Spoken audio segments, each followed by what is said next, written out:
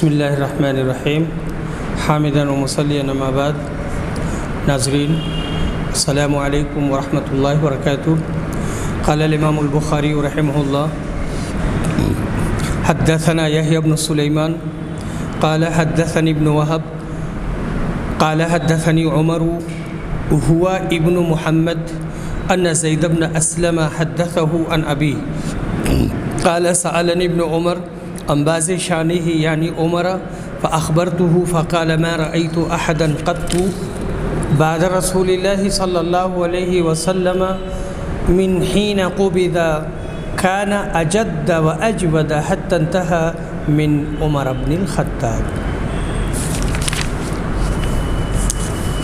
حدیث نمبر 3687. اسلم زید بن اسلم نے بیان کیا اور ان سے ان کے والد نے یعنی اسلم نے انہوں نے کہا کہ عبداللہ بن عمر نے مجھ سے اپنے والد حضرت عمر کے بعض حالات پوچھے جو میں نے انہیں بتا دیے. تو انہوں نے کہا رسول اللہ صلی اللہ علیہ وسلم کے بعد میں نے کسی شخص کو دین میں اتنی زیادہ کوشش کرنے والا اور اتنا زیادہ سخی نہیں دیکھا. اور یہ خصائل حضرت عمر بن خطاب پر ختم ہو گئے. مراد یہ ہے کہ اپنے عہد خلافت میں حضرت عمر بن خطاب بہت بڑے دلاور، بہت بڑے سخی اور اسلام کے عظیم ستون تھے. منقبت کا جہاں تک تعلق ہے حضرت ابو بکر کا مقام جملہ صحابہ سے اعلیٰ و ارفع ہے.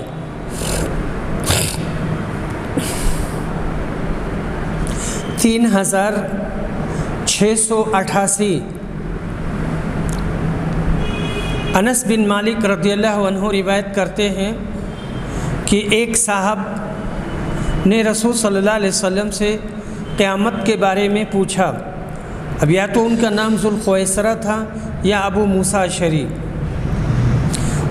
قیامت کے بارے میں سوال کیا کہ یہ کب آئے گی. اس پر آپ نے فرمایا تم نے قیامت کے لیے تیاری کیا کی ہے؟ انہوں نے کہا کچھ بھی نہیں سوائے اس کے کہ میں اللہ اور اس کے رسول سے محبت کرتا ہوں. نبی صلی اللہ علیہ وسلم نے فرمایا پھر تمہارا حشر بھی انہی کے ساتھ ہوگا جن سے تمہیں محبت ہے. حضرت انس نے بیان کیا کہ ہمیں کبھی اتنی خوشی کسی بات سے بھی نہیں ہوئی جتنی آپ کی یہ حدیث سن کر ہوئی کہ تمہارا حشر انہی کے ساتھ ہوگا جن سے تمہیں محبت ہے. حضرت انس نے کہا کہ میں بھی رسول صلی اللہ علیہ وسلم سے، ابو بکر اور عمر سے محبت کرتا ہوں اور ان سے اپنی اس محبت کی وجہ سے امید رکھتا ہوں کہ میرا حشر ان کے ساتھ ہوگا.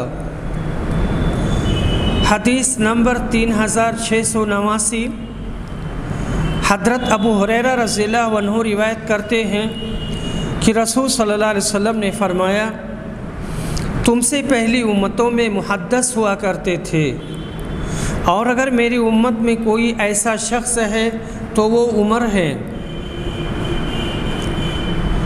زکریا بن زائدہ نے اپنی روایت میں 7 سے یہ اتنا بڑھایا ہے کہ ان سے ابو سلمہ نے بیان کیا اور ان سے ابو ہریرہ نے کہ نبی صلی اللہ علیہ وسلم نے فرمایا تم سے پہلے بنی اسرائیل کی امتوں میں کچھ لوگ ایسے ہوا کرتے تھے کہ نبی نہیں ہوتے اور اس کے باوجود فرشتے ان سے کلام کیا کرتے تھے اور اگر میری امت میں کوئی ایسا شخص ہو سکتا ہے تو وہ حضرت عمر ہیں. محدث وہ جس پر اللہ کی طرف سے الہام ہو اور حق اس کی زبان پر جاری ہو جائے یا فرشتے اس سے بات کریں یا وہ جس کی رائے بالکل صحیح ثابت ہو. محدث وہ بھی ہو سکتا ہے جو صاحب کشف ہو، جیسے حضرت عیسیٰ علیہ السلام کی امت میں یوحنا حواری گزرے ہیں جن کے مکاشفات مشہور ہیں۔ یقیناً حضرت عمر بھی ایسے ہی لوگوں میں سے ہیں۔ حدیث نمبر 3690، ابو ہریرہ رضی اللہ عنہ کہتے ہیں کہ رسول صلی اللہ علیہ وسلم نے فرمایا، ایک چرواہا اپنی بکریاں چرا رہا تھا کہ ایک بھیڑیے نے اس کی ایک بکری پکڑ لی۔ چرواہے نے اس کا پیچھا کیا اور بکری کو اس سے چھڑا لیا۔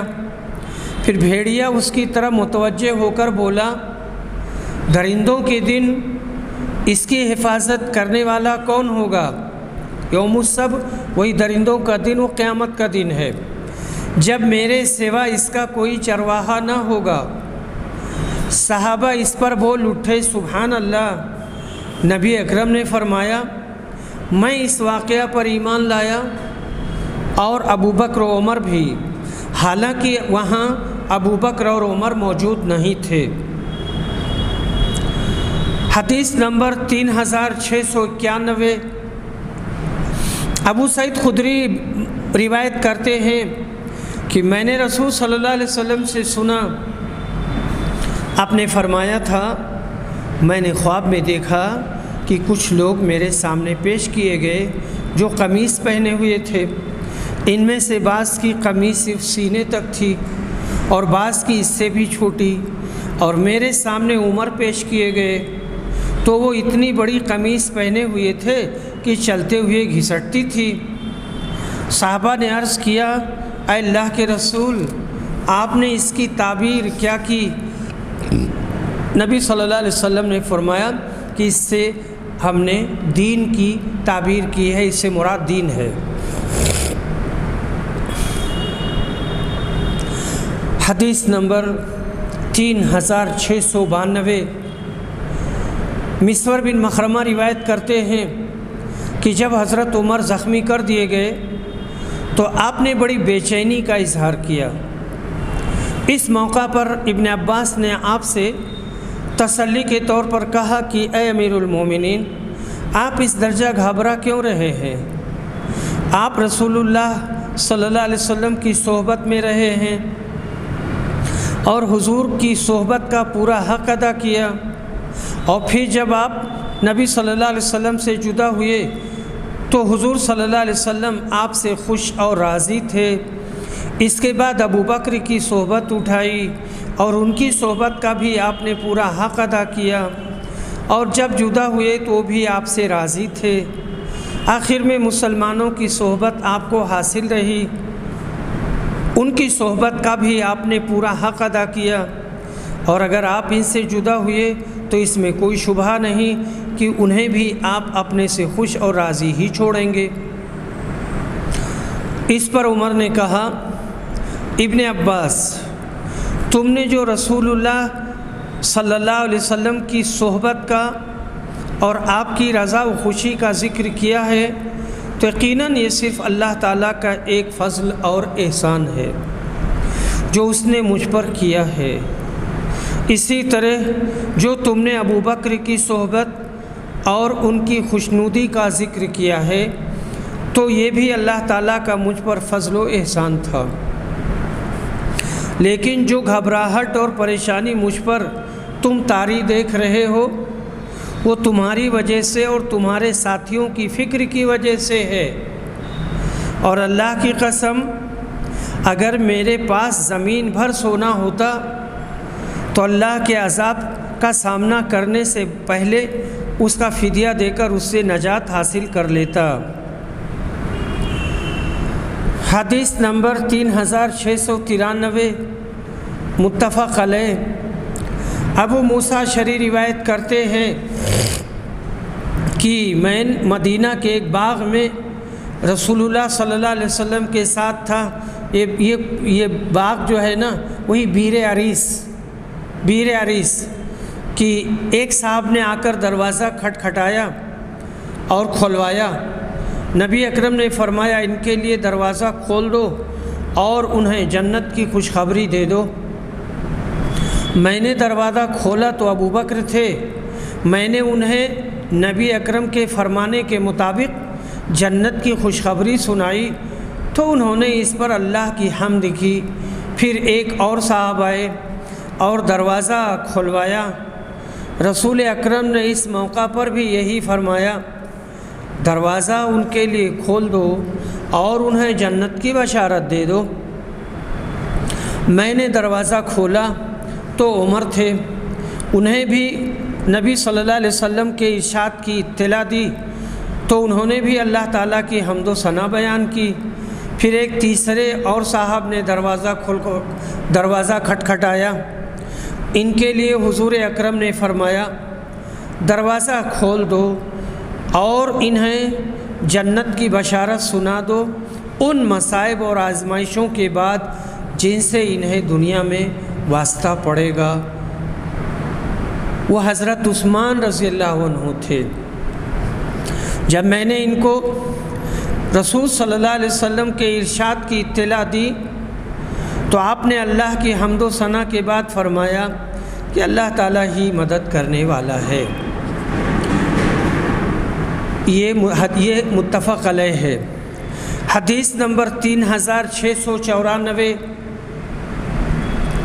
عبداللہ بن ہشام یہ کہتے ہیں کہ ہم ایک مرتبہ نبی صلی اللہ علیہ وسلم کے ساتھ تھے۔ آپ اس وقت حضرت عمر بن خطاب کا ہاتھ اپنے ہاتھ میں لیے ہوئے تھے۔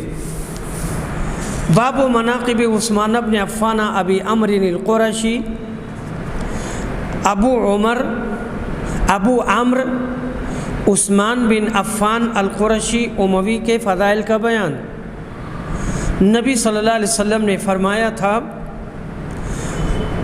جو شخص بیر روما کو خرید کر سب کے لیے عام کر دے اس کے لیے جنت ہے۔ بیر روما ایک کنواں ہے، تو حضرت عثمان نے اسے خرید کر عام کر دیا۔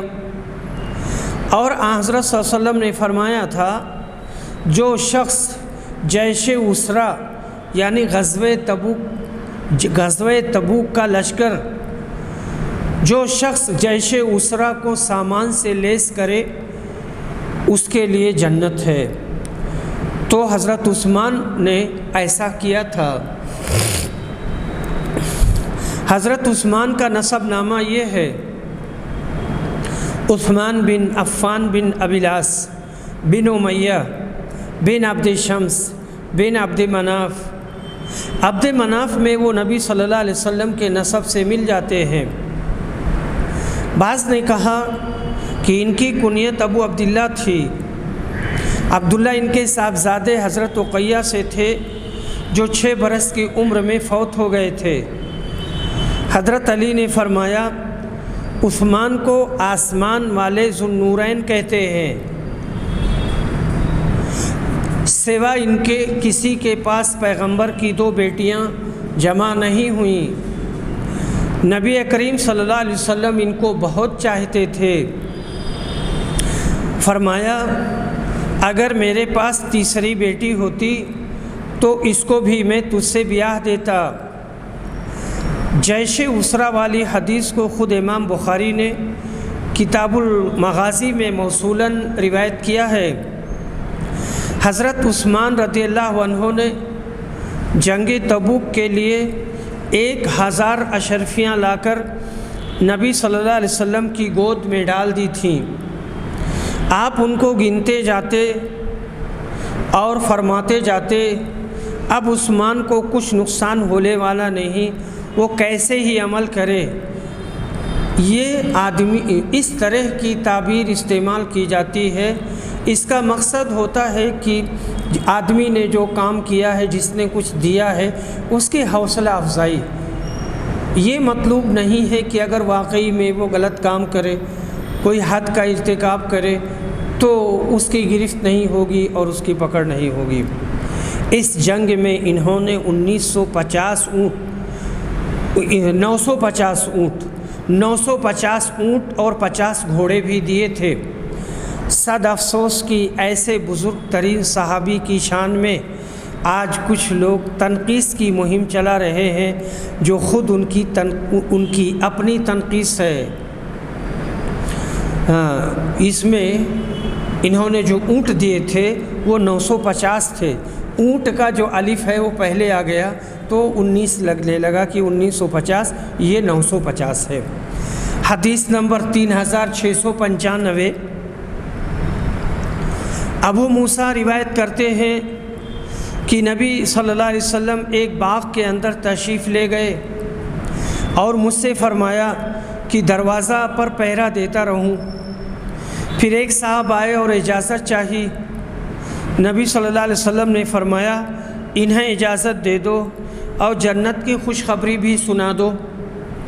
وہ حضرت ابو بکر تھے۔ پھر دوسرے ایک اور صاحب آئے اور اجازت چاہی۔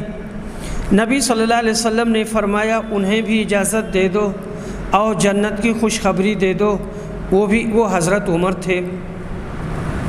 پھر تیسرے ایک اور صاحب آئے اور اجازت چاہی۔ حضور تھوڑی دیر کے لیے خاموش ہو گئے، پھر فرمایا انہیں بھی اجازت دے دو اور دنیا میں ایک آزمائش سے گزرنے کے بعد جنت کی بشارت بھی دے دو، وہ حضرت عثمان تھے۔ اور اسی میں آگے چل کر کے ہے، اسی حدیث میں سند بدلی ہوئی ہے، لیکن عاصم نے اپنی اس روایت میں یہ زیادہ کیا ہے کہ نبی صلی اللہ علیہ وسلم اس وقت ایک ایسی جگہ بیٹھے ہوئے تھے جس کے اندر پانی تھا، اور آپ اپنے دونوں گھٹنے یا ایک گھٹنا کھولے ہوئے تھے، لیکن جب عثمان داخل ہوئے تو آپ نے اپنے گھٹنے کو چھپا لیا۔ حدیث نمبر 3696، مسور بن مخرمہ اور عبد الرحمن بن اسود بن عبد یغوث بیان کرتے ہیں کہ تم حضرت عثمان سے ان کے بھائی ولید کے مقدمے میں کیوں گفتگو نہیں کرتے؟ لوگ اس سے بہت ناراض ہیں۔ چنانچہ میں حضرت عثمان کے پاس گیا اور جب وہ نماز کے لیے باہر تشریف لائے تو میں نے عرض کیا کہ مجھے آپ سے ایک ضرورت ہے، اور وہ ہے آپ کے ساتھ ایک خیر خواہی۔ اس پر حضرت عثمان نے کہا بھلے آدمی، تم سے میں اللہ کی پناہ چاہتا ہوں۔ امام بخاری نے کہا میں سمجھتا ہوں کہ معمر نے یوں روایت کیا، میں تجھ سے اللہ کی پناہ چاہتا ہوں۔ میں واپس ان لوگوں کے پاس آ گیا، اتنے میں حضرت عثمان کا قاصد مجھ کو بلانے کے لیے آیا۔ میں جب اس کے ساتھ حضرت عثمان کی خدمت میں حاضر ہوا تو انہوں نے دریافت کیا کہ تمہاری خیر خواہی کیا تھی؟ میں نے کہا اللہ تعالیٰ نے محمد کو حق کے ساتھ بھیجا ہے صلی اللہ علیہ وسلم، اور ان پر کتاب نازل کی، آپ بھی ان لوگوں میں شامل تھے جنہوں نے اللہ اور اس کے رسول کی دعوت کو قبول کیا تھا۔ آپ نے 2 ہجرتیں کی، حضور اکرم کی صحبت اٹھائی اور اس سے مشرف ہوئے اور آپ کے طریقے اور سنت کو دیکھا۔ لیکن بات یہ ہے کہ لوگ ولید کی بہت شکایتیں کر رہے ہیں۔ حضرت عثمان نے اس پر پوچھا تم نے رسول اللہ صلی اللہ علیہ وسلم سے کچھ سنا ہے؟ میں نے عرض کیا کہ نہیں، لیکن رسول صلی اللہ علیہ وسلم کی احادیث ایک کنواری لڑکی تک کو اس کے تمام پردوں کے باوجود پہنچ چکی ہے، تو مجھے کیوں نہ معلوم ہوتی؟ اس پر حضرت عثمان نے کہا اما بعد، بے شک اللہ تعالیٰ نے محمد صلی اللہ علیہ وسلم کو حق کے ساتھ بھیجا، اور میں اللہ اور اس کے رسول کی دعوت کو قبول کرنے والوں میں ہی تھا۔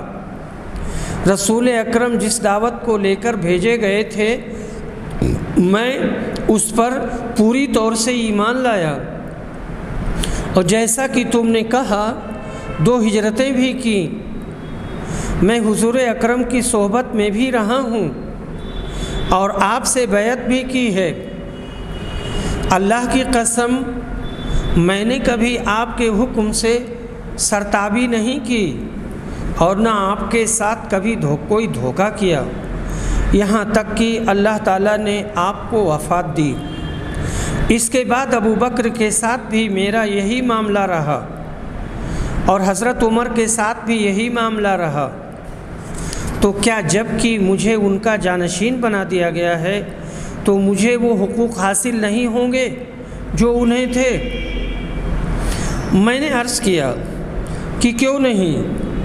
آپ نے فرمایا کہ پھر ان باتوں کے لیے کیا جواز رہ جاتا ہے جو تم لوگوں کی طرف سے مجھے پہنچتی رہتی ہیں، لیکن تم نے جو ولید کے حالات کا ذکر کیا ہے انشاءاللہ ہم اس کی سزا جو واجبی ہے اس کو دیں گے۔ پھر حضرت عثمان نے حضرت علی کو بلایا اور ان سے کہا کہ ولید کو حد لگائیں، چنانچہ انہوں نے ولید کو 80 کوڑے حد کے لگائے۔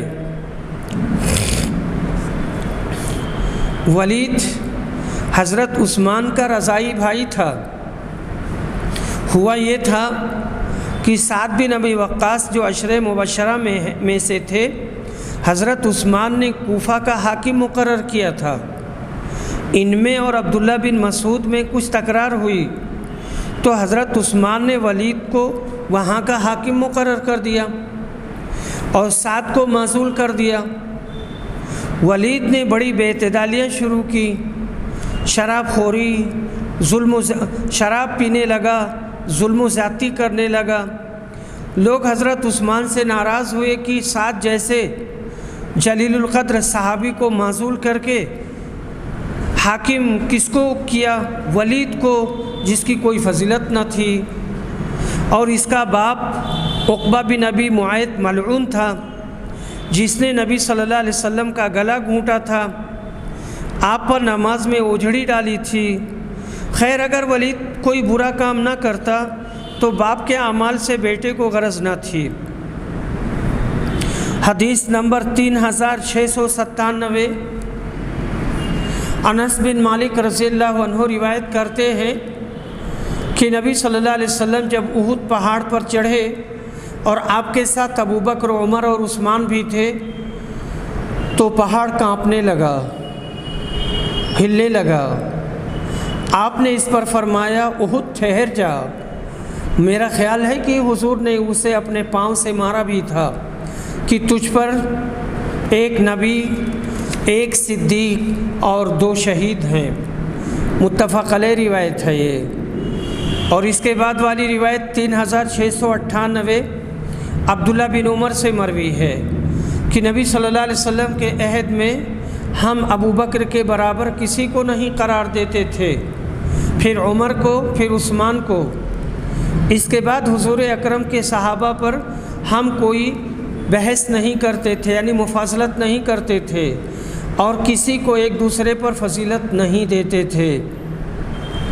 حدیث نمبر 3699۔ اس کے راوی ہیں یہاں پر عثمان بن موہب۔ مصر والوں میں سے ایک نامعلوم آدمی آیا اور حج کیا، پھر کچھ لوگوں کو بیٹھے ہوئے دیکھا تو اس نے پوچھا کہ یہ کون لوگ ہیں؟ کسی نے کہا یہ قریشی ہیں۔ اس نے پوچھا کہ ان میں بزرگ کون ہیں؟ لوگوں نے بتایا کہ عبداللہ بن عمر ہیں۔ اس نے پوچھا اے ابن عمر، میں آپ سے ایک بات پوچھنا چاہتا ہوں، امید ہے کہ آپ مجھے بتائیں گے۔ کیا آپ کو معلوم ہے کہ عثمان نے احد کی لڑائی سے راہ فرار اختیار کی تھی؟ ابن عمر نے کہا ہاں ایسا ہوا تھا۔ پھر انہوں نے پوچھا کیا آپ کو معلوم ہے کہ وہ بدر کی لڑائی میں شریک نہیں ہوئے تھے؟ جواب دیا کہ ہاں ایسا ہوا تھا۔ اس نے پوچھا کیا آپ کو معلوم ہے کہ وہ بیعت رضوان میں بھی شریک نہیں تھے؟ جواب دیا کہ ہاں یہ بھی صحیح ہے۔ یہ سن کر اس کی زبان سے نکلا اللہ اکبر، تو ابن عمر نے کہا کہ قریب آ جاؤ، اب میں تمہیں ان واقعات کی تفصیل سمجھاؤں گا۔ احد کی لڑائی سے فرار کے متعلق گواہی دیتا ہوں کہ اللہ تعالیٰ نے انہیں معاف کر دیا ہے۔ بدر کی لڑائی میں شریک نہ ہونے کی وجہ یہ ہے کہ ان کے نکاح میں رسول اللہ صلی اللہ علیہ وسلم کی صاحبزادی تھیں اور اس وقت وہ بیمار تھیں، اور نبی اکرم نے فرمایا تھا کہ تمہیں مریضہ کے پاس ٹھہرنے کا اتنا ہی اجر و ثواب ملے گا جتنا اس شخص کو جو بدر کی لڑائی میں شریک ہوگا، اور اسی کے مطابق مال غنیمت سے بھی حصہ ملے گا۔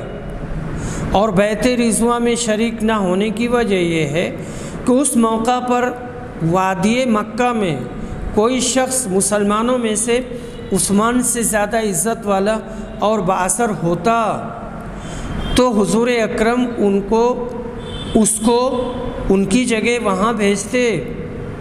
یہی وجہ تھی کہ رسول اللہ صلی اللہ علیہ وسلم نے انہیں قریش سے باتیں کرنے کے لیے مکہ بھیج دیا تھا، اور جب بیعت رضوان ہو رہی تھی تو حضرت عثمان مکہ جا چکے تھے۔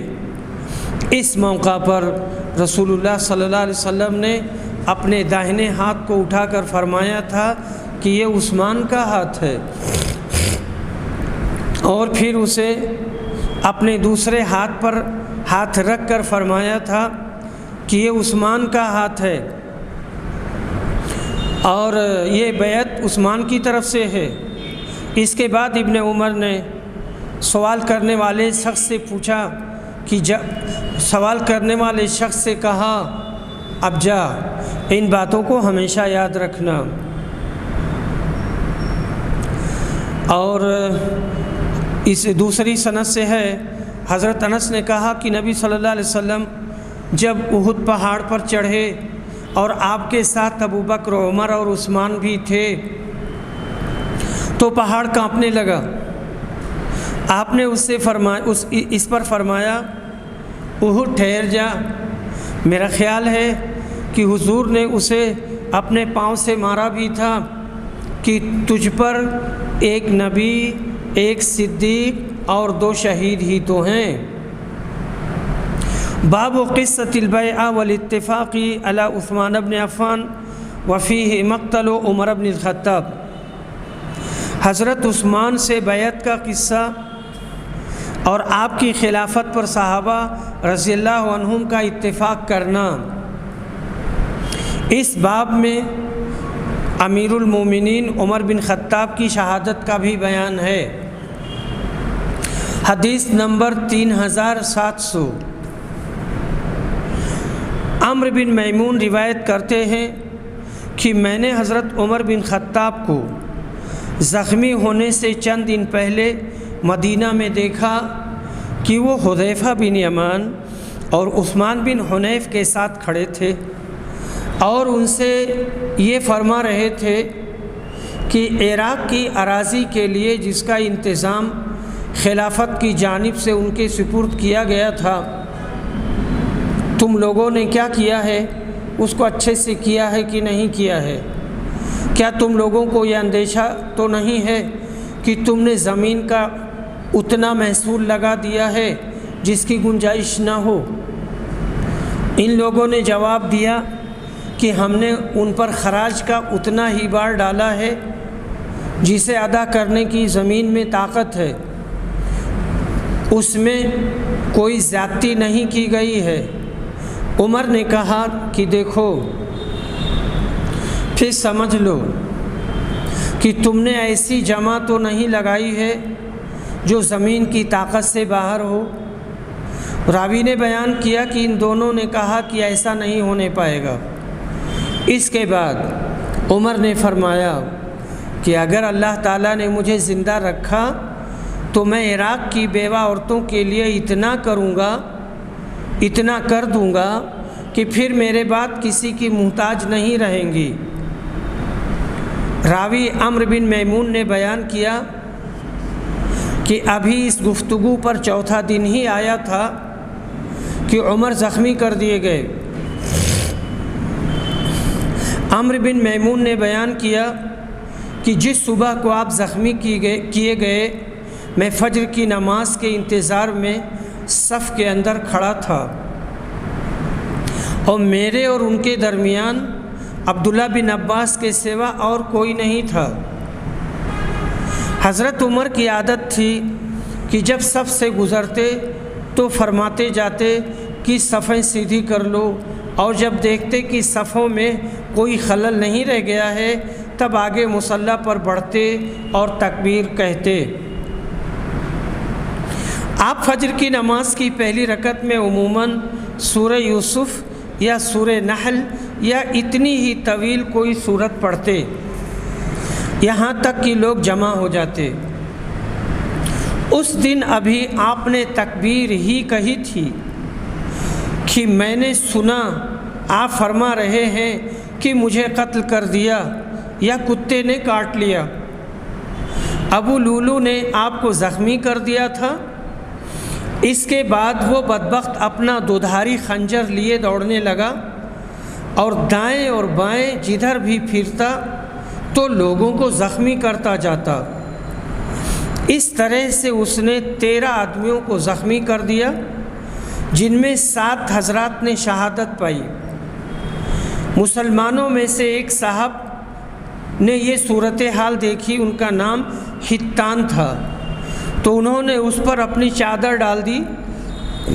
اس بدبخت کو جب یقین ہو گیا کہ اب پکڑ لیا جائے گا تو اس نے خود اپنا بھی گلا کاٹ لیا۔ پھر حضرت عمر نے عبد الرحمن بن عوف کا ہاتھ پکڑ کر انہیں آگے بڑھا دیا۔ عمرو بن میمون نے بیان کیا کہ جو لوگ عمر کے قریب تھے انہوں نے بھی وہی صورتحال دیکھی جو میں دیکھا تھا، لیکن جو لوگ مسجد کے کنارے پر تھے پیچھے کی صفوں میں تو انہیں کچھ معلوم نہ ہو سکا۔ البتہ چونکہ عمر کی قرأت نماز میں انہوں نے نہیں سنی تو سبحان اللہ کہتے رہے۔ آخر حضرت عبد الرحمن بن عوف نے لوگوں کو بہت ہلکی نماز پڑھائی۔ پھر جب لوگ واپس ہونے لگے تو عمر نے کہا، ابن عباس دیکھو مجھے کس نے زخمی کیا ہے۔ ابن عباس نے تھوڑی دیر گھوما پھرا آ کر کے کہا کہ مغیرہ کے غلام ابو لولو نے آپ کو زخمی کیا ہے۔ عمر نے دریافت فرمایا وہی جو کاریگر ہے؟ جواب دیا کہ جی ہاں۔ اس پر عمر نے کہا اللہ اسے برباد کرے، میں نے تو اسے اچھی بات کہی تھی جس کا اس نے یہ بدلہ دیا۔ اللہ کا شکر ہے کہ اس نے میری موت کسی ایسے شخص کے ہاتھوں نہیں مقدر کی جو اسلام کا مدعی ہو۔ تم اور تمہارے والد عباس اس کے ہی خواہش مند تھے کہ عجمی غلام مدینہ میں زیادہ سے زیادہ لائے جائیں۔ یوں بھی ان کے پاس غلام بہت تھے۔ اس پر ابن عباس نے کہا اگر آپ فرمائیں تو ہم بھی کر گزریں۔ مقصد یہ تھا کہ اگر آپ چاہیں تو ہم مدینہ میں مقیم عجمی غلاموں کو قتل کر ڈالیں۔ عمر نے کہا یہ انتہائی غلط بات ہے، نہایت غلط فکر ہے، خصوصاً جبکہ تمہاری زبان میں وہ گفتگو کرتے ہیں، تمہارے قبلہ کی طرف رخ کر کے نماز ادا کرتے ہیں اور تمہاری طرح حج کرتے ہیں۔ پھر حضرت عمر کو ان کے گھر اٹھا کر لایا گیا اور ہم آپ کے ساتھ ساتھ آئے۔ ایسا معلوم ہوتا تھا جیسے لوگوں پر کبھی اس سے پہلے اتنی بڑی مصیبت آئی ہی نہیں تھی۔ بعض تو یہ کہتے تھے کہ کچھ نہیں ہوگا، ٹھیک ہو جائیں گے، اچھے ہو جائیں گے، اور بعض کہتے تھے کہ آپ کی زندگی خطرہ میں ہے۔ اس کے بعد کھجور کا پانی لایا گیا اور آپ نے اسے پیا تو وہ آپ کے پیٹ سے باہر نکل آیا۔ پھر دودھ لایا گیا اور دودھ لایا گیا، اسے بھی آپ نے پیا۔ زخم کے راستے سے دودھ بھی باہر نکل آیا، کیونکہ جو پیٹ میں جو انتڑی ہوتی ہے وہ پوری کی پوری تلوار سے کٹ گئی تھی، خنجر سے کٹ گئی تھی۔ اب لوگوں کو یقین ہو گیا کہ آپ کی شہادت یقینی ہے۔ پھر ہم اندر گئے اور لوگ آپ کی تعریف بیان کرنے لگے۔ اتنے میں ایک نوجوان اندر آیا اور کہنے لگا، امیر المومنین، آپ کو خوشخبری ہو، اللہ تعالیٰ کی طرف سے آپ نے رسول اللہ صلی اللہ علیہ وسلم کی صحبت اختیار کی، صحبت اٹھائی، ابتدا میں اسلام لانے کا شرف حاصل ہوا، جو آپ کو معلوم ہے۔ پھر آپ خلیفہ بنائے گئے اور آپ نے پورے انصاف کے ساتھ حکومت کی، پھر شہادت پائی۔ عمر نے کہا، میں تو اس پر بھی خوش تھا کہ ان باتوں کی وجہ سے برابر پر میرا معاملہ ختم ہو جاتا، نہ ثواب ہوتا اور نہ عذاب، نہ مجھے کچھ ملتا نہ میرے اوپر کچھ آتا۔ جب وہ نوجوان جانے لگا تو اس کا تہبند لٹک رہا تھا۔ حضرت عمر نے کہا، اس لڑکے کو میرے پاس واپس بلاؤ۔ جب وہ آئے تو آپ نے کہا، بھتیجے، دیکھیں کتنے پیار سے کہہ رہے ہیں، جبکہ وہ بالکل ان کو بھی پتہ چل چکا ہے کہ اب ہم بچنے والے نہیں ہیں، اس کے باوجود دعوت کا کام کرتے ہیں۔ کہتے ہیں، بھتیجے، یہ اپنا کپڑا اوپر اٹھائے رکھو کہ اس سے تمہارا کپڑا بھی زیادہ دنوں چلے گا اور تمہارے رب سے تقوی کا باعث بھی ہے۔ اے عبداللہ بن عمر، دیکھو مجھ پر کتنا قرض ہے۔ جب لوگوں نے آپ پر قرض کا شمار کیا تو تقریباً 86,000 نکلا۔ عمر نے اس پر فرمایا کہ اگر یہ قرض آل عمر کے مال سے ادا ہو سکے تو انہی کے مال سے اس کو ادا کرنا، ورنہ پھر بنی عدی بن کعب سے کہنا، اگر ان کے مال کے بعد بھی ادائیگی نہ ہو سکے تو قریش سے کہنا، ان کے سوا کسی سے امداد نہ طلب کرنا اور میری طرف سے اس قرض کو ادا کرنا۔ اچھا، اب ام المومنین حضرت عائشہ کے یہاں جاؤ اور ان سے کہو کہ عمر نے آپ کی خدمت میں سلام عرض کیا ہے، امیر المومنین میرے نام کے ساتھ اب نہ لگانا، کیونکہ میں مسلمانوں کا امیر نہیں ہوں۔ تو ان سے عرض کرنا کہ عمر بن خطاب نے آپ سے اپنے دونوں ساتھیوں کی معیت میں دفن ہونے کی اجازت چاہی ہے۔ عبداللہ بن عمر نے عائشہ کی خدمت میں حاضر ہو کر سلام عرض کیا اور اجازت لے کر اندر داخل ہوئے۔ دیکھا کہ آپ بیٹھی رو رہی ہیں۔ پھر کہا کہ عمر بن خطاب نے آپ کو سلام کہا ہے اور اپنے دونوں ساتھیوں کی معیت میں دفن ہونے کی اجازت چاہی ہے۔ عائشہ نے کہا، میں نے اس جگہ کو اپنے لیے منتخب کر رکھا تھا، لیکن آج میں انہیں اپنے پر ترجیح دوں گی۔ پھر جب ابن عمر واپس آئے تو لوگوں نے بتایا کہ عبداللہ آ گئے، تو عمر نے فرمایا کہ مجھے اٹھاؤ۔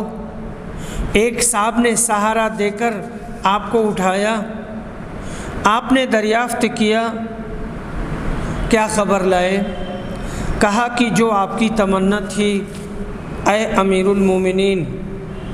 حضرت عمر نے فرمایا، الحمدللہ، اس سے اہم چیز اب میرے لیے کوئی نہیں رہ گئی تھی، لیکن جب میری وفات ہو چکے اور مجھے اٹھا کر دفن کے لیے لے چلو تو پھر میرا سلام ان سے کہنا اور عرض کرنا کہ عمر بن خطاب نے آپ سے اجازت چاہی ہے، اگر وہ میرے لیے اجازت دے دیں تب تو وہاں دفن کرنا، اور اگر اجازت نہ دیں تو مسلمانوں کے قبرستان میں دفن کرنا۔ اس کے بعد ام المومنین حضرت حفصہ آئیں، ان کے ساتھ کچھ دوسری خواتین بھی تھیں۔ جب ہم نے انہیں دیکھا تو ہم اٹھ گئے۔ آپ عمر کے قریب آئیں اور وہاں تھوڑی دیر تک آنسو بہاتی رہیں۔ پھر جب مردوں نے اندر آنے کی اجازت چاہی تو وہ مکان کے اندرونی حصہ میں چلی گئیں اور ہم نے ان کے رونے کی آواز سنی۔ پھر لوگوں نے عرض کیا امیر المومنین، خلافت کے لیے کوئی وصیت کر دیجئے۔ فرمایا کہ خلافت کا میں ان حضرات سے زیادہ اور کسی کو مستحق نہیں پاتا کہ رسول اللہ صلی اللہ علیہ وسلم اپنی وفات تک جن سے راضی اور خوش تھے۔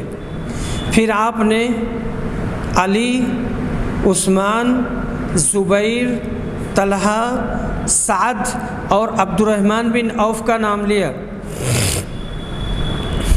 اور یہ بھی فرمایا کہ عبداللہ بن عمر کو بھی صرف مشورہ کی حد تک شریک رکھنا، لیکن خلافت سے انہیں کوئی سروکار نہیں ہوگا، جیسے آپ نے ابن عمر کی تسکین کے لیے یہ فرمایا ہو۔ پھر اگر خلافت سعد کو مل جائے تو وہ اس کے اہل ہیں، اور اگر وہ نہ ہو سکے تو جو شخص بھی خلیفہ ہو وہ اپنے زمانے خلافت میں ان کا تعاون حاصل کرتا رہے، کیونکہ میں نے ان کو کوفہ کی گورنری سے نااہلی یا کسی خیانت کی وجہ سے معزول نہیں کیا ہے۔ اور عمر نے فرمایا میں اپنے بعد ہونے والے خلیفہ کو مہاجرین اولین کے بارے میں وصیت کرتا ہوں کہ وہ ان کے حقوق پہچانے اور ان کے احترام کو ملحوظ رکھے، اور میں اپنے بعد ہونے والے خلیفہ کو وصیت کرتا ہوں کہ وہ انصار کے ساتھ بہتر معاملہ کرے، جو دارالہجرت اور دارالایمان مدینہ منورہ میں رسول اللہ صلی اللہ علیہ وسلم کی تشریف آوری سے پہلے ہی سے مقیم ہیں۔ خلیفہ کو چاہیے کہ وہ ان کے نیکوں کو نوازے اور ان کے بروں کو معاف کر دیا کرے، اور میں ہونے والے خلیفہ کو وصیت کرتا ہوں کہ شہری آبادی کے ساتھ بھی اچھا معاملہ رکھے، کہ یہ لوگ اسلام کی مدد جمع کرنے کا ذریعہ اور اسلام کے دشمنوں کے لیے ایک مصیبت ہے، اور یہ کہ ان سے وہی وصول کیا جائے جو ان کے پاس فاضل ہو اور ان کی خوشی سے لیا جائے، اور میں ہونے والے خلیفہ کو بدویوں کے ساتھ بھی اچھا معاملہ کرنے کی وصیت کرتا ہوں کہ وہ اصل عرب ہیں اور اسلام کی جڑ ہیں، اور یہ کہ ان سے ان کا بچا کچھا مال وصول کیا جائے اور انہی کے محتاجوں میں تقسیم کر دیا جائے، اور میں ہونے والے خلیفہ کو اللہ اور اس کے رسول کے عہد کی نگہداشت کے سلسلے میں وصیت کرتا ہوں کہ ان سے کیے گئے عہد کو پورا کیا جائے، ان کی حفاظت کے لیے جنگ کی جائے اور ان کی حیثیت سے زیادہ ان پر بوجھ نہ ڈالا جائے۔ جب عمر کی وفات ہو گئی تو ہم وہاں سے ان کو لے کر عائشہ کے حجرہ کی طرف آئے۔ عبداللہ بن عمر نے سلام کیا اور عرض کیا کہ عمر بن خطاب نے اجازت چاہی ہے۔ ام المومنین نے کہا انہیں یہیں دفن کیا جائے، چنانچہ وہ وہیں دفن ہوئے۔ پھر جب لوگ دفن سے فارغ ہو چکے تو وہ جماعت جن کے نام عمر نے وفات سے پہلے بتائے تھے جمع ہوئی۔ عبد الرحمن بن عوف نے کہا تمہیں اپنا معاملہ اپنے ہی میں سے 3 آدمیوں کے سپرد کر دینا چاہیے۔ اس پر زبیر نے کہا کہ میں نے اپنا معاملہ علی کے سپرد کیا۔